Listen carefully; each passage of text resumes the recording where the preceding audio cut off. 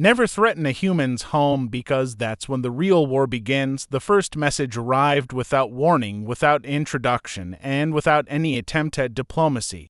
It didn't come through conventional channels, didn't pass through the carefully monitored corridors of interstellar communication, and it certainly didn't bother with translation protocols. It simply appeared simultaneously on every screen, every satellite feed, every ship console, and every personal device across Earth. For a full 5 seconds, the world thought it was a glitch.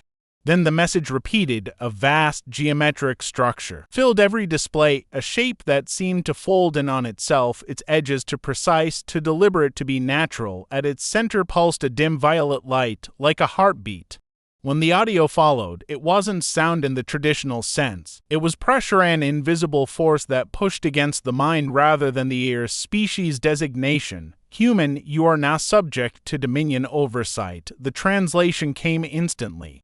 Not through any known linguistic system but directly into comprehension. Every human understood it in their native language, in their own internal voice. You occupy a strategically insignificant system. However, your planet contains biospheric resources deemed viable for conversion. Compliance is expected. Resistance will result in planetary sterilization. The message ended. No explanation. No negotiation. Just a threat. At first, humanity reacted, as it always had, chaos wrapped in disbelief. Governments scrambled, militaries went to full alert, and scientists demanded data that simply didn't exist. Social media exploded with panic, denial, and conspiracy theories, each more desperate than the last. Within hours, the message was replayed billions of times, dissected frame by frame, frequency by frequency. But the most terrifying part wasn't what the message said. It was what followed. Orbiting telescopes, both civilian and classified, began detecting objects at the edge of the solar system. At first, they appeared as distortions, anomalies in gravitational readings, fluctuations in radiation patterns.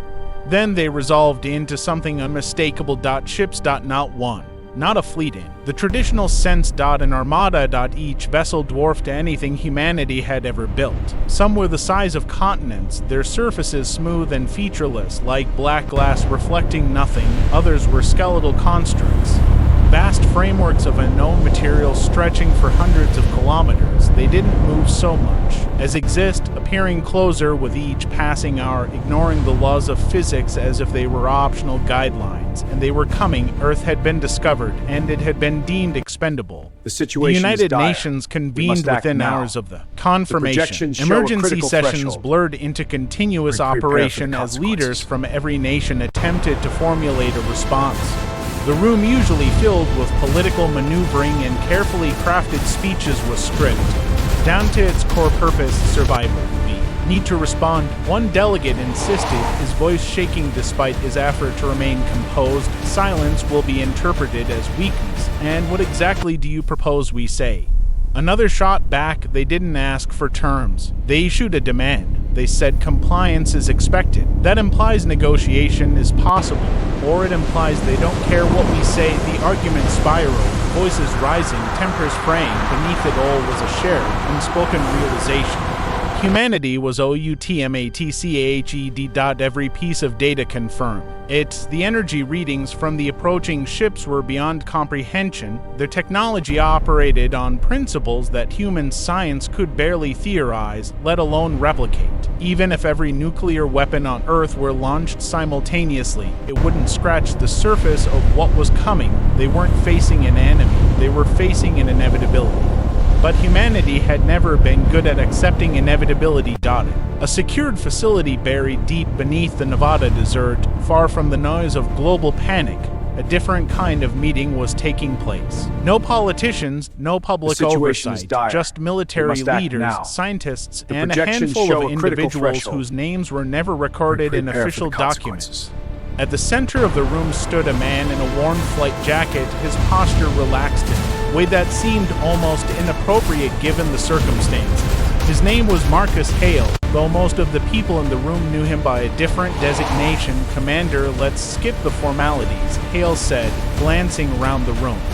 You didn't bring me here to discuss surrender, a general leaned forward, his expression hard. We brought you here because you've seen something like this before. Hale raised an eyebrow. Have I? Don't play games. We've reviewed your missions, classified as they are. There are inconsistencies. Hale chuckled softly. That's one way to put it. A scientist stepped in, her voice measured. We know about the signal you encountered beyond Jupiter, the one that wasn't supposed to exist, the one that didn't match any known origin. Hale's expression didn't change, but there was a subtle shift in his eyes. That was a long time ago, he said, and yet the scientist continued.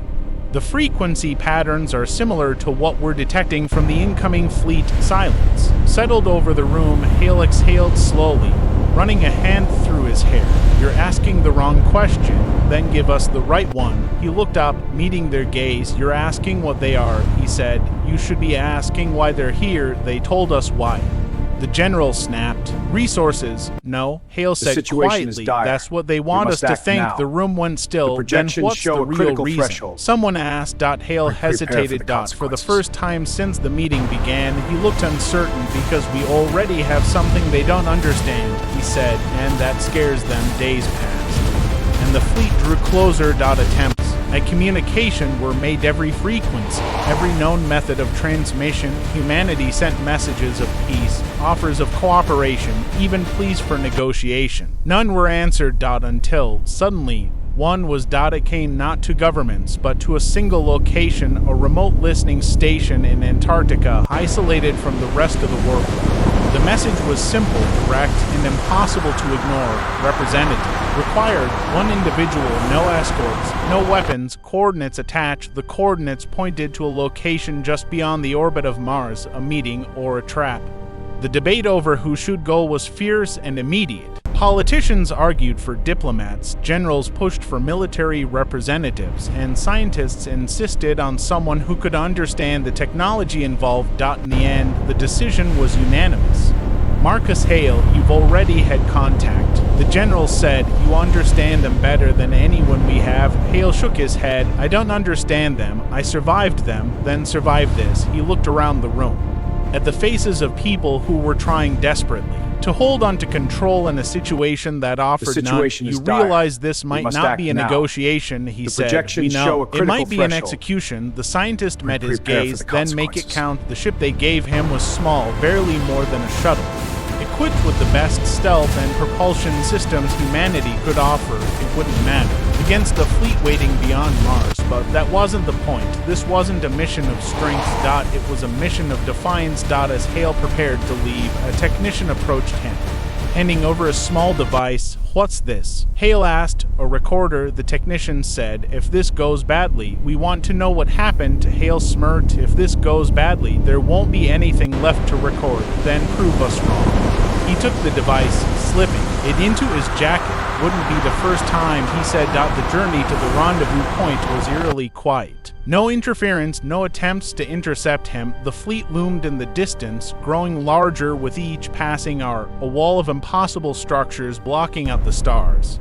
When he arrived at the coordinates, he found a single ship waiting. Compared to the others, it was small, only a few kilometers long. It dwarfed his shuttle. A beam of light extended from its surface, enveloping his craft. Instruments flickered, then went dark. For a moment, there was nothing. Then he was somewhere else. The interior of the alien ship was unlike anything he had ever seen. There were no visible walls, no clear boundaries. Space seemed to stretch and fold, shifting subtly as he moved. The air was cool, carrying a faint metallic scent, and he wasn't alone. The being that stood before him was tall, its form elongated and fluid, as if it were only partially bound by physical laws. Its surface shimmered, colors shifting beneath the translucent exterior. Where a face might have been, there was only a cluster of glowing points, arranged in a pattern that suggested observation.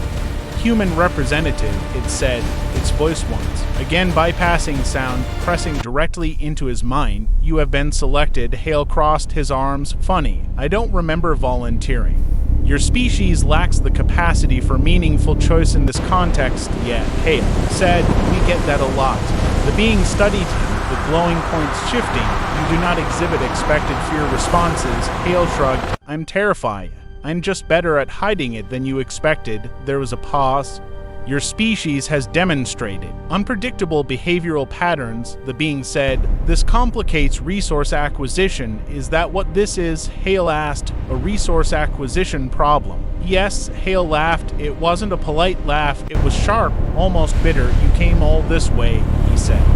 With a fleet that could wipe us out without breaking a sweat, and you still felt the need to threaten us first. That was not a threat, it was a statement of outcomes. Same difference. The being tilted slightly, as if considering your species values negotiation. We are providing an opportunity for compliance. The situation is dire. Hale's expression hardened. The projections show a critical threshold. He said. You show up uninvited, tell us you're going to strip our planet for parts, and call that negotiation. It is efficient, no? Hale said quietly. It's lazy, the glowing points flicking. Clarify, you don't understand. U.S. Hale said, you think this is how it works because it's how it works for you. But humans, we don't respond well to ultimatums. That is irrelevant. Resistance is futile. Hale stepped closer. Here's the thing, he said. You're not the first ones to think that. For the first time, the being's form shifted more noticeably. Explain, Hale smiled. It wasn't a friendly expression. You're not the first species to find us, he said. You're just the first to assume we're alone. Silence filled the space. You are making an unverified claim, am I? Hale reached into his jacket, pulling out the recorder. You might want to pay attention. He activated it. For a moment, nothing happened, then the signal played. It wasn't human, it wasn't anything the Dominion had ever encountered, and it was very, very interested in what was happening. The being recoiled slightly, its form destabilizing. What is this? Hale's smile widened. This, he said, is why you should have started with diplomacy, far beyond the edge of the solar system. Something ancient stirred, and for the first time since their arrival, the Dominion fleet hesitated. They had come to threaten humanity's home. They hadn't realized they were stepping into someone else's territory. Now. And that someone didn't negotiate, not with threats.